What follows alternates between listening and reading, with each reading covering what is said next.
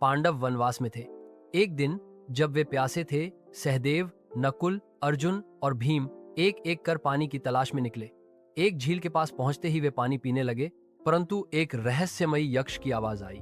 मैं इस सरोवर का रक्षक हूँ, मेरे प्रश्नों का उत्तर दिए बिना जो भी पानी पिएगा वह मारा जाएगा।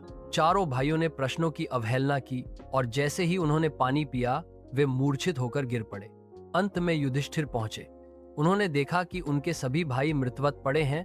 तभी वही यक्ष प्रकट हुआ और बोला, मैंने उन्हें चेतावनी दी थी, अब तुम यदि मेरे प्रश्नों का उत्तर दोगे तो मैं एक को जीवन दान दूंगा। युधिष्ठिर ने सहमति जताई। यक्ष, धरती का सबसे बड़ा आश्चर्य क्या है? युधिष्ठिर, हर दिन लोग मृत्यु को जाते देखते हैं, फिर भी वे सोचते हैं कि वे अमर हैं, यही सबसे बड़ा आश्चर्य है। यक्ष, मनुष्य का सबसे बड़ा धर्म क्या है?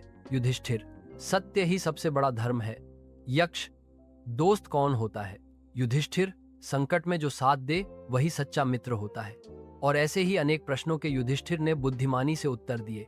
प्रभावित होकर यक्ष ने प्रसन्न होकर कहा, मैं तुम्हारी बुद्धि और धर्मनिष्ठा से प्रसन्न हूं। कहो, किस भाई को जीवित देखना चाहते हो?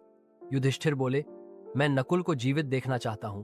यक्ष ने चकित होकर पूछा, भीम और अर्जुन जैसे बलशाली भाइयों के होते हुए नकुल को क्यों?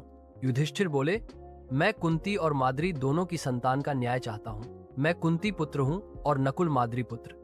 यदि मैं जीवित हूं तो माद्री का भी एक पुत्र जीवित रहना चाहिए, यही धर्म है। यक्ष अत्यंत प्रसन्न हुआ। उसने अपना रूप प्रकट किया। वह स्वयं धर्मराज यम थे, युधिष्ठिर के पिता। उन्होंने सभी भाइयों को जीवन दान दिया और आशीर्वाद देकर अंतर्धान हो गए। सीख, सत्य, धर्म और न्याय की राह चाहे कठिन हो, परंतु वही अंततः विजय दिलाती है।